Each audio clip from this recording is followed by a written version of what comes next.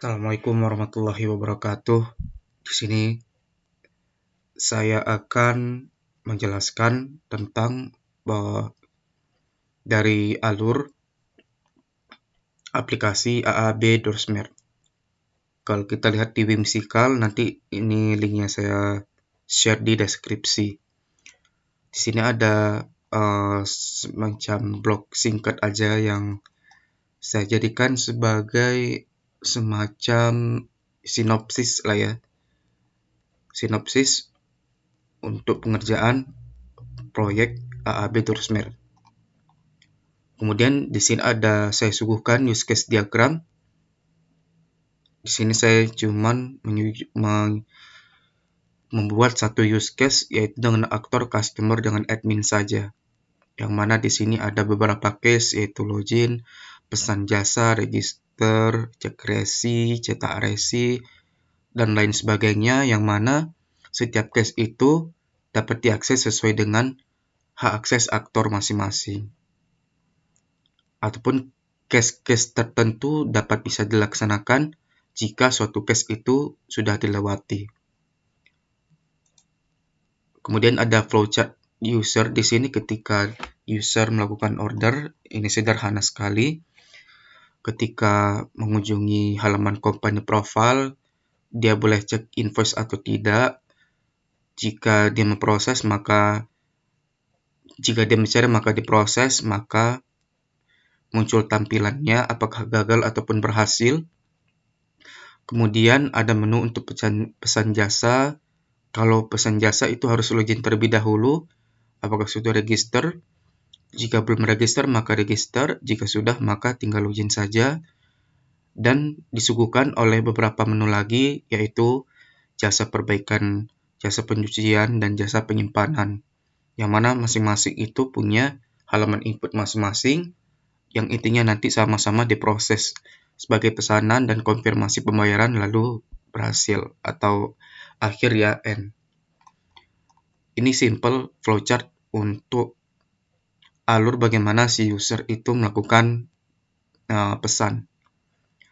Kemudian admin itu juga ada melakukan order untuk si user. Kurang lebih sama sebenarnya ya. Cetak resi baru end. Kurang lebih sama sebenarnya. Kemudian ini kalau admin menginput data.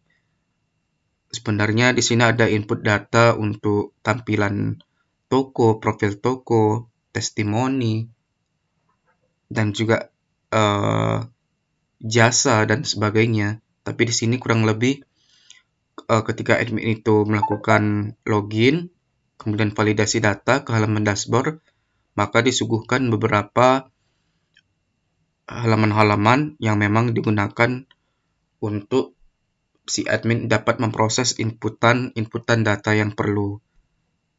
Contoh di sini seperti input produk, input teknisi, input user.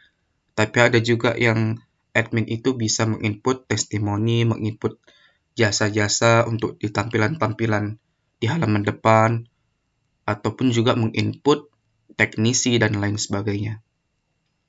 Kemudian ada entity diagram relationship di sini, yaitu kita menjuguhkan banyak tabel di sini ya. 1, 2, 3, 4, 5, 6, 7, 8, 9, 10, 11, 12. Ada 12 tabel yang kita digunakan untuk di proyek AAB Doorsmart ini. Mau dari user, produk, dan lain sebagainya, itu beberapa tabel ya, itu juga ada relasinya masing-masing. Seperti di tabel order ini, itu relasi dengan ID-nya user, ID-nya teknisi, ID-nya produk. Dan juga di order item produk, itu juga kita relasikan dengan orderan ID dan juga ID-nya produk. Dan di sini kalau dalam kasus kita yaitu produk-produknya memang ke arah-arah otomotif dan kendaraan, maka di sini kita membuat order item produknya itu seperti nomor plat, nomor plat, kemudian durasinya dikerjakan berapa lama, satuan waktunya apa, jenis kendaraannya apa, begitu, kerusakannya apa, dan nanti di produk itu kita mengambil harga-harga yang di masing-masing jasa-jasanya. Di sini juga ada jenis ya, jenis enum, kurang lebih sama seperti ini sebenarnya. Oke.